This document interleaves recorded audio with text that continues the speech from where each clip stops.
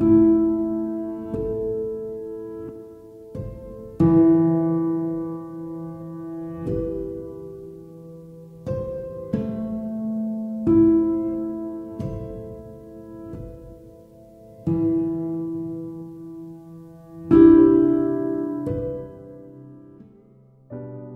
is Assyrian Martyrs' Day? First, it's about martyrs, those who put themselves in harm's way for a greater good, something that is bigger than themselves, something that involves their belonging to a greater group than themselves.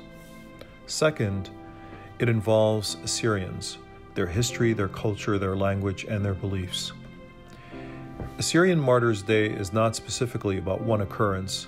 The one occurrence did play a role in the formation of the commemoration of Martyrs' Day. It is rather a commemoration for all the martyrdoms given in the name of preserving the collective Assyrian existence at the expense of the lives of those particular martyrs. A martyr is not someone who seeks death. A martyr is seeking life and existence in peace. He is seeking a faith, a culture, an attachment to a land, a civilization. He or she has decided, or it has been decided for them, that one's individual life is to be surrendered, to put in harm's way, for the life of the whole.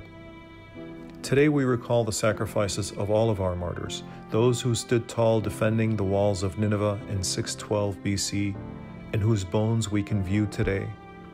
Those who gave their lives so that their faith could live on, and those that gave of themselves so that their people could have a chance at peace and freedom in modern times. As we recall these martyrs in our history, there is a term that we should always venerate, Simele. What is Simele? The word Simele is at the root of our Martyrs' Day.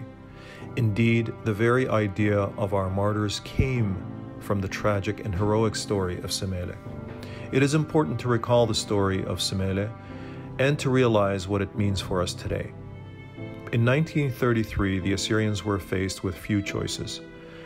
They had fought for the Allies, namely the British, and were being surrounded by hostile forces after the British began to depart Iraq, leaving the Assyrians in an uncertain future. Persecution and violence was, of course, a recent experience for the Assyrians.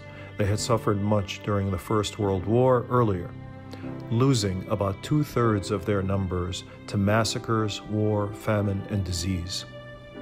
Having gone through such times, the Assyrians were again being challenged. This time, it was the newly formed Iraqi government being supported by Britain. Some Assyrians, given a choice after their patriarch Martyrs was exiled to Cyprus by the Iraqi government, decided to leave to Syria and to seek asylum there.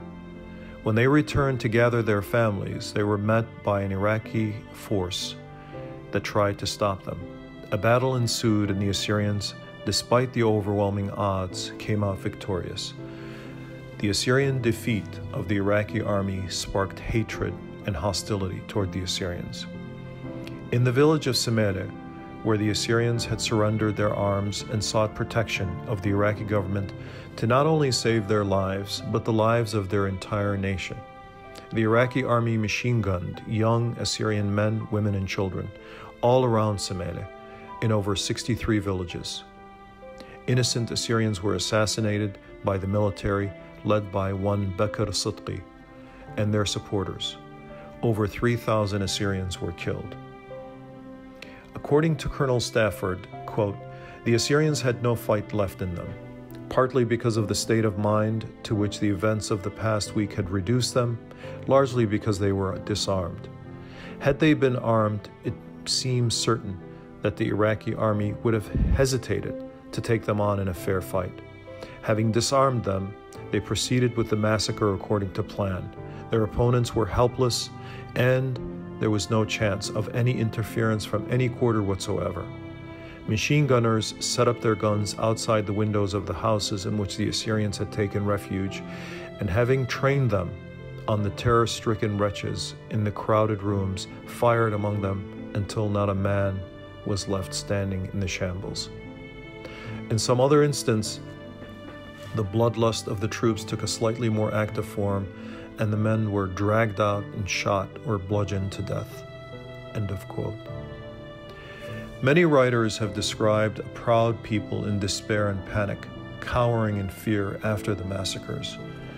When all was said and done, and a church of martyrs came to rest on the site of Simele, it became for us Assyrians a call to unity and a stronger sense of identity, an identity built on the sacrifices of heroes.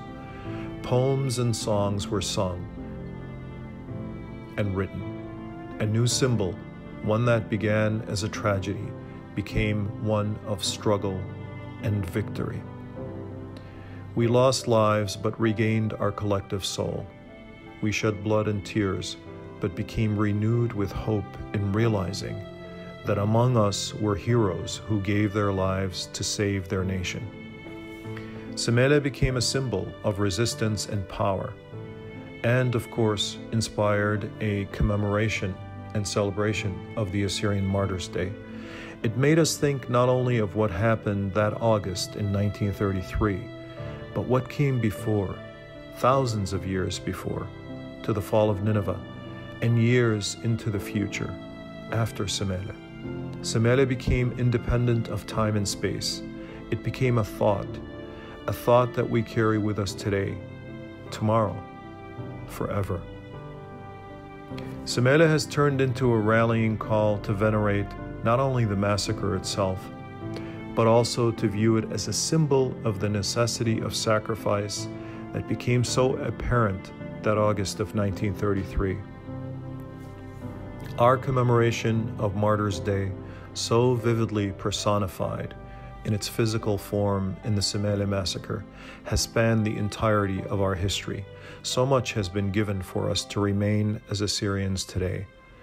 How should we recall the martyrs throughout our history? How is it best to honor them? By recalling and honoring their memories, through upholding their goals, by never being indifferent to our existence as Assyrians. Much has been given to keep our Assyrian existence alive today. Let us always remember it.